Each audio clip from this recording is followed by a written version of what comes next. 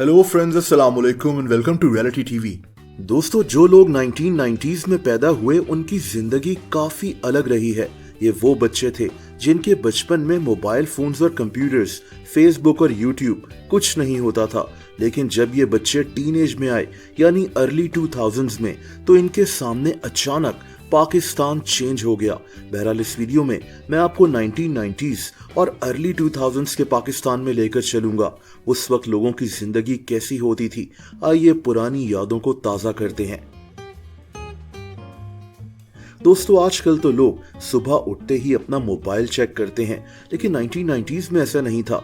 जैसा कि बच्चे सुबह उठकर स्कूल की तैयारी के साथ सबसे पहले टीवी देखते थे। उस वक्त एक ही चैनल होता था, पीटीवी। इस वक्त हम आपको दिखा रहे हैं नूरुल बशर नवीद का लिखा हुआ ड्रामा सीरियल अना, जिसकी हिदायत मसूद अहमद शाह ने दी है। आज आप इस खेल की 8वीं किस्त देखेंगे। उस दौर में बच्चों को अगर 10 रुपए भी मिल जाते तो इनकी ईद हो जाती थी। आप यकीन नहीं करेंगे कि उस दौर में 10 रुपए में 4 समोसे आ जाते थे। अंडे वाला बर्गर सिर्फ 12 रुपए का होता था और 10 रुपए में मजेदार सी आइसक्रीम भी खाई जा सकती थी। दोस्तों, उस दौर में घरों में एक ही फोन होता था जो घर के सब लोग यूज करते थे। अब रात के 1 बजे ये फोन बज गया तो सबकी आंख खुलनी ही होती थी। वक्त के साथ साथ ये फोन्स घरों से खत्म हो गए, लेकिन 1990s में लोगों से राब्ते का ये फोन सबसे बड़ा जरिया होता था। उस दौर में जब कोई इंसान घर से बाहर होता तो उसको कांटेक्ट करना इम्पॉसिबल हो जाता था। एक और इंटरेस्टिंग चीज पीसीओ है। उस दौर में मार्केट्स में पीसीओस बने होते थे जहां पैसे देकर कहीं भी फोन किया जा सकता था। एक और इंटरेस्टिंग चीज ईद कार्ड्स होते थे। आज तो लोग व्हाट्सएप पर ईद मुबारक के मैसेजेस फॉरवर्ड कर देते हैं, लेकिन 1990s में आपको बुक शॉप्स पर ईद कार्ड्स मिल जाते थे जिनको लोग एक दूसरे को ईद पर भेजते थे। कई ईद कार्ड्स पर शायरी भी लिखी होती थी। जब अर्ली 2000s में मोबाइल फोन्स कॉमन होना शुरू हुए तो लोग मोबाइल फोन्स में रिंग टोन्स भरवाने के लिए दुकानों पर जाया करते थे। 3 से 4 रिंग टोन्स भरवाना एक बहुत बड़ी बात होती थी और लोग बड़े फख्र से ये रिंग टोन्स दूसरों को सुनवाते थे। लाइफ बहुत सिंपल थी और लोग छोटी छोटी खुशियों में ही खुश हो जाते थे। दोस्तों, 1990s में बड़े शहरों में भी हर जगह रेस्टोरेंट्स नहीं होते थे। बस कुछ जगह ही होती थी जहां फैमिलीज बैठकर खाना खा सकती थीं। उस जगह जाने की एक्साइटमेंट ही अलग होती थी।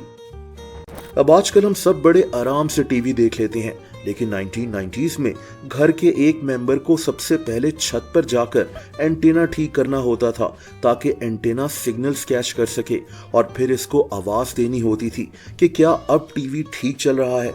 बाद में लोगों ने घरों में डिश लगवाना भी शुरू की।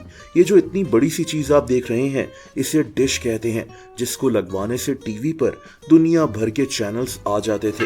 दोस्तों, अर्ली 2000s में जब पाकिस्तान में इंटरनेट फैलना शुरू हुआ तो लोगों को इंटरनेट इस्तेमाल करने के लिए बहुत मेहनत करनी पड़ती थी। ज्यादातर लोग इंटरनेट कैफेज जाकर इंटरनेट यूज करते थे, या फिर अगर किसी ने घर पर इंटरनेट चलाना हो तो सबसे पहले लैंडलाइन फोन के साथ इंटरनेट की तार जोड़ी जाती थी और फिर इंटरनेट कार्ड्स होते थे, जैसा कि चौका कार्ड, जिसमें 10 रुपए में 4 घंटे के लिए इंटरनेट यूज किया जा सकता था, और वो भी बहुत ही स्लो स्पीड में।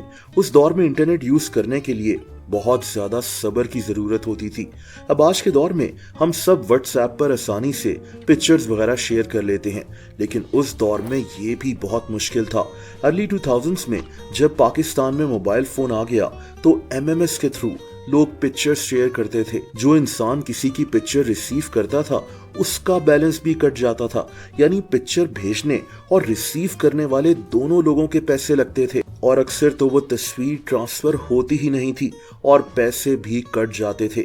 1990s में पाकिस्तान में मित्सुबिशी पेजेरो स्टेटस सिंबल की निशानी होती थी। इसके अलावा पाकिस्तान में एक गाड़ी मरगला भी काफी मशहूर थी जो आज आपको देखने को नहीं मिलती। ये वो दौर था जब पाकिस्तान में पॉप म्यूजिक भी अरूज पर था। वाइटल साइंस, जुनून, आवाज, हदीका कियानी, लोग बकायदा इन बैंड्स और सिंगर्स की कैसेट्स खरीदकर जमा करते थे।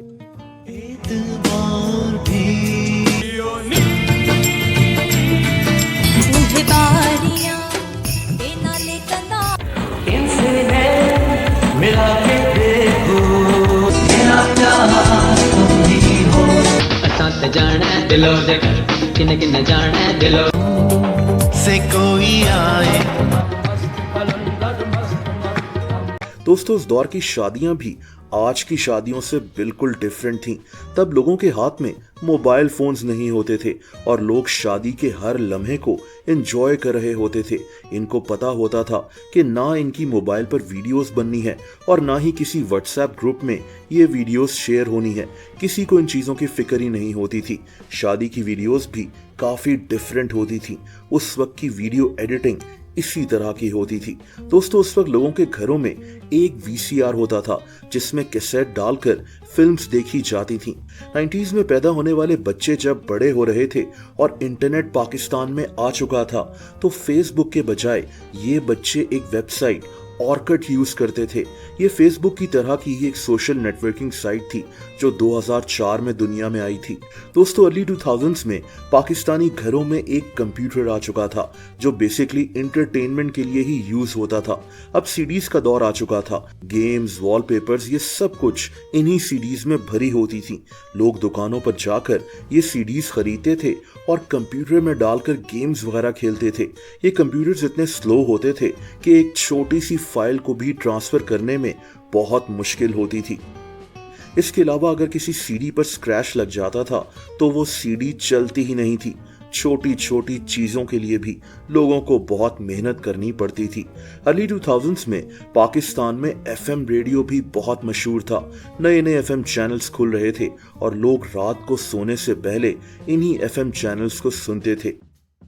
दोस्तों हर दौर मुख्तलिफ होता है। आज से 20 साल बाद भी दुनिया काफी मुख्तलिफ होगी और फिर लोग आज की दुनिया को याद कर रहे होंगे।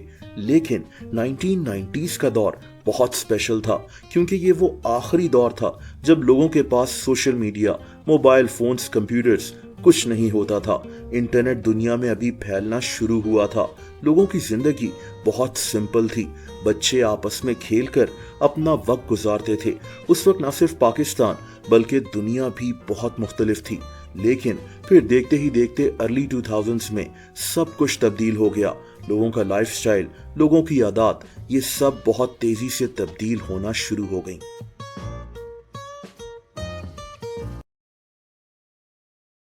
दोस्तों अगर आप मुझे इंस्टाग्राम पर फॉलो करना चाहें तो उसका लिंक नीचे डिस्क्रिप्शन में मौजूद है।